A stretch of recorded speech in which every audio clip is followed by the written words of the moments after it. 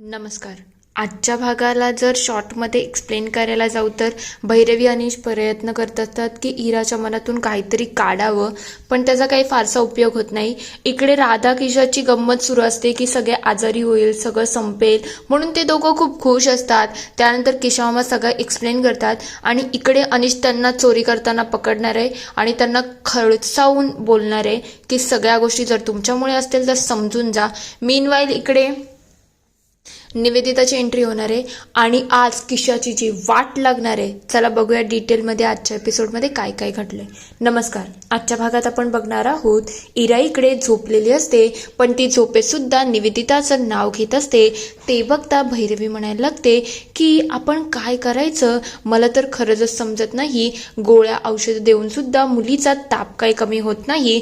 तेव्हा अनिश म्हणतो हे तर पहिल्यांदाच झालं आहे ना ग, औषधानंतर सुद्धा अजून तिला काही बरं वाटत नाही, हे काही बरोबर नाही.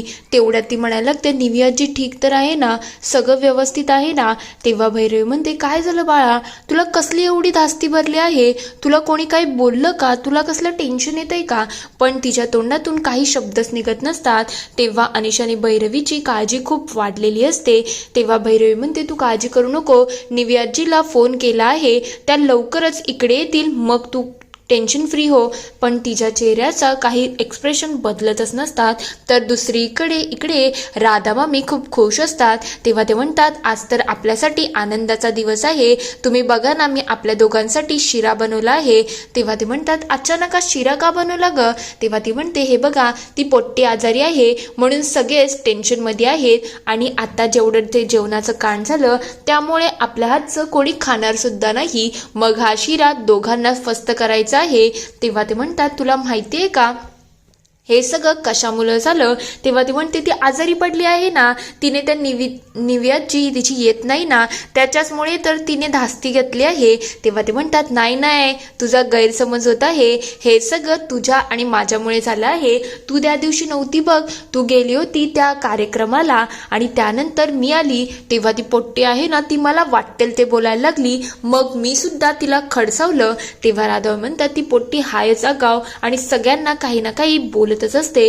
तेव्हा केशव म्हणतात ती बोलत असते ती गोष्टी तर ठीक आहे, पण ती मला ओरडली, मग मी तिला डायरेक्टली धमकवलं की तुझा अनिश काका आणि तुझी भैरवी माऊ गेली ना तर पहिले तुझ्या आजोबांचा गेम करेल आणि त्याच्या पहिले त्या निवेदिताचा गेम करेल. हे सगळं ऐकल्यानंतर ती घाबरली होती आणि त्याच्याचमुळे तर तिला ताप भरला आहे. तेव्हा ते म्हणतात बरं झालं तुम्ही हे सगळं केलं, खरंच तुम्ही माझ्याबरोबर राहून राहून हुशार झाले आहेत. आता हे सगळं झाल्यामुळे आपल्याला तर आनंदच मिळत आहे ना, एक काम करूया आपण मस्त शिऱ्याचा आनंद घेऊ.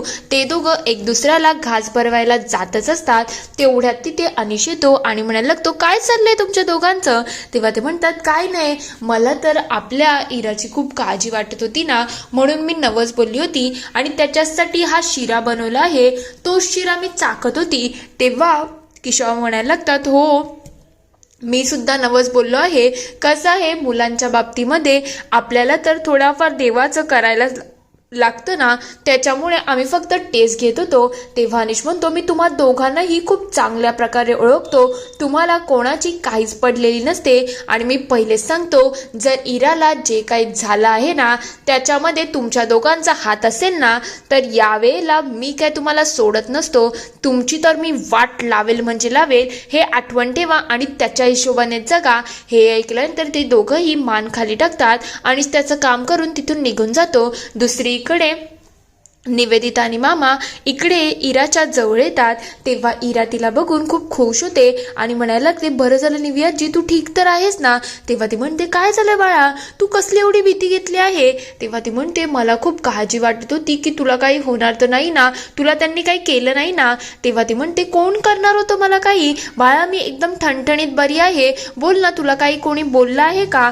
तेव्हा मला सगळं खरं खरं सांग, मी आहे ना, मी स्ट्रॉंग आहे, मी सगळं मॅनेज करेल. तेव्हा ती सांगायला लागते त्या रात्री जेव्हा मी घरी एकटी होती ना तेव्हा किशा आजोबा आले आणि त्यांनी मला सांगितलं की भैरवी माऊ आणि अनिश काका गेले ना त्यानंतर ते पहिले आजोबांचा गेम करतील आणि नंतर तुम्हालाही ढगात पाठवणार आहेत. या सगळ्यामुळे मला तुमची काळजी वाटत होती. तेव्हा ती म्हणते तू नको काळजी करू बाळा, मला कोणीच काही करू शकत नाही, मी आहे ना, मी स्ट्रॉंग आहे आणि तू सुद्धा स्ट्रॉंग आहे ना, अशा छोट्या मोठ्या गोष्टींना घाबरायचं नाही. किशा आजोबा मस्ती करत होते ग, तू नको एवढी घाबरू. ती लगेच तिला बाजूला करते आणि इकडे बाहेर जाते. तेव्हा किशा मामा इकडे त्यांना सल्यूट करत असतात आणि म्हणतात मॅडम कसे आहेत तुम्ही. तेवढ्यात मामाही त्यांच्याकडे बघत राहतात. लगेच निवेदिता एक काठी शोधते आणि धाड धाड करत किशा मामाला धडधड करत मारायला लागलेली असते. राधा मामी मध्ये येते. तेव्हा ते म्हणतात कोणी मध्ये यायचं नाही, आज तर मी यांना चांगलं सोलून काढणार आहे. एक तर माझा हात दुखत नाही तोपर्यंत, नाहीतर काठी तुटत नाही इथपर्यंत, आता मी काही सोडतच नसते. तेव्हा अनिश म्हणतो झालं तरी काय हे. तेव्हा ते म्हणतात हे स्वतःहून स्वतःचा गुन्हा कबूल करत नाही ना, तोपर्यंत यावेळेला मी थांबणारच नाही. राधा मामी लगेच मामांच्या जवळ जाते आणि म्हणते बघा ना हो, माझ्या यांना किती मारत आहेत भाऊजी, तुम्ही तरी थांबवा ना. तेव्हा भैरवी म्हणते काय घडलं आहे, तुम्ही काही सांगताय का. तेव्हा ते म्हणतात यांनीच इराला घाबरवलं होतं आणि त्याच्याचमुळे तर इरा आता एवढी पॅनिक झाली आहे. यावेळेला तुम्हाला काय मी सोडत नसते. अक्षरशः काठी तुटस्तवर त्याला मारहाण सुरूच झालेली असते. जोर जोरात इकडून तिकडून कसं बस सगळं काही सावरतं आणि काठी तुटते. तेव्हा जाऊन त्या थांबतात. ते बघता राधा किशा लगेच आत निघून जातात. निवेदिता इकडे पूर्णपणे खवळून गेलेली असते. ते दोघं लगेच इकडे इराच्या जवळ जातात आणि म्हणतात पोट्टे मी तुझी मस्ती करत होती ग, खरंच आम्ही असं काही करणार नाही आहोत, फक्त यांच्याकडून चूक झाली म्हणून तू नको ग मनाला लावून घेऊ. तेव्हा ती म्हणते पण तुम्ही किती मला घाबरवलं.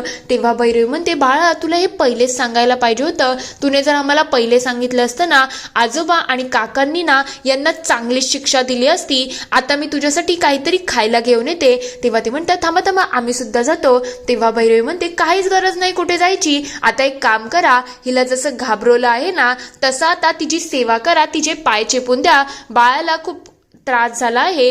तेव्हा ते म्हणतात थांब जरा आम्ही नंतर येतो. तेव्हा इरा म्हणते ठीक आहे, मग मी एक काम करता निवी आजीला बोलून घेते, म्हणजे विषय संपला ना. राधा किशा लगेच इकडे इराचे पाय चेपायला लागतात आणि म्हणतात नको कोणाला बोलू नको, सॉरी बाळा आमच्याकडून चूक झाली. ती पुन्हा त्यांची सेवा करायला लागते. दुसरीकडे निवेदिता खूप चिडलेली असते. तेव्हा ती म्हणते सॉरी मी जरा कायदा हातातच घेतला, पण मला जे इराच्या बाबतीत झालं ना त्यामुळे खूप राग आला होता.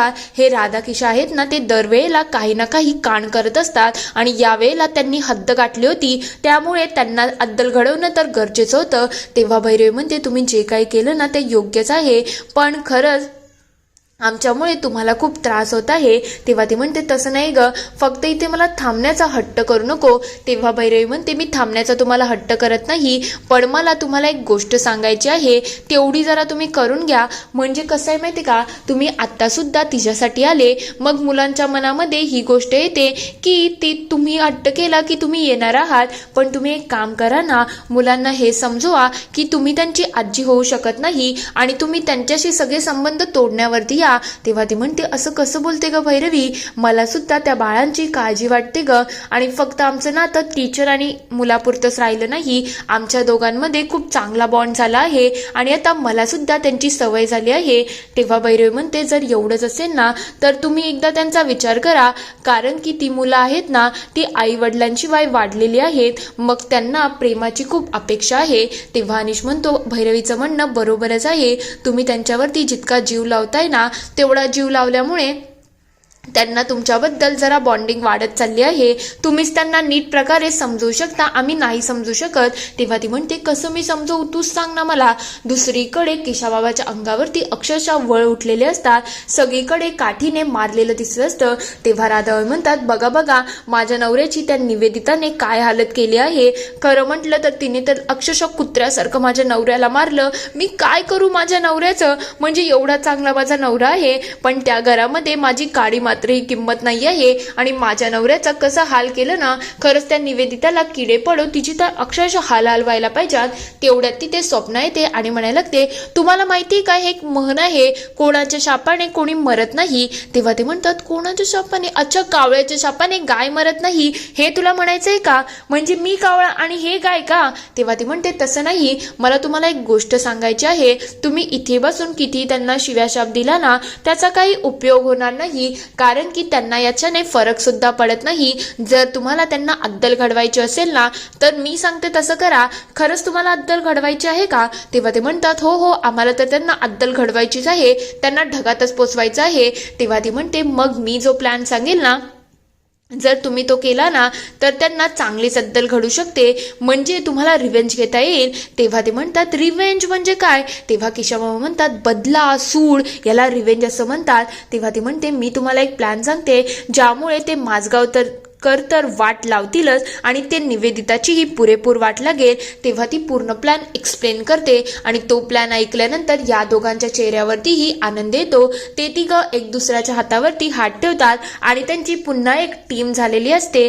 तर दुसरीकडे निवेदिता म्हणत असते हे बघ तुम्ही दोघं जे म्हणताय ते बरोबर आहे, पण त्या मुलांच्या बरोबर माझा एक बॉन्ड निर्माण झाला आहे. मी त्यांना माझ्यापासून लांब करू शकत नाही ग, फक्त आमचं नातं आता तेवढंच उरलं नाही. तेव्हा भैरवी म्हणते जर असं असेल तर तुम्हाला त्या मुलांची आता काळजी घ्यायला लागेल आणि त्यांच्या मनामध्ये तुम्ही एवढ्या अपेक्षा निर्माण केल्या आहेत ना, त्यांना एक सुखी कुटुंब, एकत्र कुटुंबाची खूप अपेक्षा आहे. खरं म्हणजे तुम्ही त्यांना खडसावलं तर ते ऐकून घेतील, पण तुम्ही त्यांना खूप जास्त प्रकारे चांगल्या प्रकारे हँडल करू शकता. आम्हाला इतका मुलांचा अनुभव नाही आहे. तेव्हा ती म्हणते हो मी सगळं गोष्टी ॲग्री करते, पण तुला एक सांगू का, खरं त्या मुलांशी माझं फक्त टीचर आणि स्टुडंटचं नातं राहिलं नाही, मी सुद्धा त्यांना मनापासून एक चांगला मानत आहे आणि मला असं वाटते मला त्या मुलांशी लांब होणं शक्य नाही आहे. माझाही त्यांच्यामध्ये जीव गुंतला आहे ग. तेव्हा भैरवी म्हणते जर असं असेल तर मग तुम्ही त्यांना आजी म्हणून स्वीकारू शकता का? कारण की त्या मुलांना खरंच एक आजी आजोबांची खूप मनापासून गरज आहे आणि जर तुम्ही हे केलं ना तर मुलांना फार छान वाटेल. तेव्हा अनिश म्हणतो तुम्ही एकदा विचार करा ना, खरंच जर तुम्ही त्यांना आजी म्हणून प्रेम दिलं ना तर त्यांना फार चांगलं वाटू शकतं. तेव्हा भैरवी सुद्धा म्हणते हो मलाही हेच म्हणायचं आहे, तुम्ही एकदा तरी आजीचा विचार करा. जर तुम्ही त्यांच्याबरोबर खूप छान प्रकारे वागल्या ना तर मुलांच्या मनामध्ये अपेक्षा निर्माण होते आणि हे सगळं झाल्यानंतर तुम्ही एवढा हट्ट पूर्ण केला ना तर मुलं पुन्हा कधीच कसला हट्ट करणार नाही. तेव्हा ती म्हणते मी तयार आहे त्यांची आजी व्हायला. हे ऐकल्यानंतर भैरवी अक्षरशः त्यांना मिठी मारते, पण मामांच्या चेहऱ्यावरती 12 वाजलेले असतात.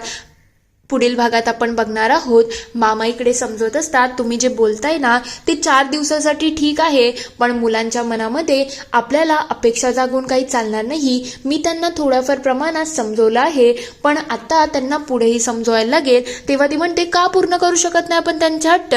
मला तर वाटतं आपण करू शकतो. तेव्हा म्हणतात म्हणजे तुम्ही लग्न करायला आणि त्यांची आजी व्हायला तयार आहात? तेव्हा ती म्हणते हो मी तयार आहे लग्न करायला. हे ऐकल्यानंतर भैरवी अनिश खूप खुश होतात आणि म्हणायला लागतात गार्गी तुला माहिती आहे का आता बाबा आणि निवेदिता मॅडम आहेत ना लग्न करायला रेडी झाले आहेत. तेव्हा ती म्हणते ते लग्न करायला तर रेडी झाले ही चांगली गोष्ट आहे, पण या लग्नाच्या पहिले माझी एक अट आहे. इथे हा एपिसोड संपतो. आता नेमकी गार्गीची अट तरी काय असेल तुम्हाला काय वाटतं ते मला कमेंटमध्ये नक्की कळवा. व्हिडिओ आवडला असेल तर लाईक शेअर सबस्क्राईब करायला विसरू नका. Thank you for watching.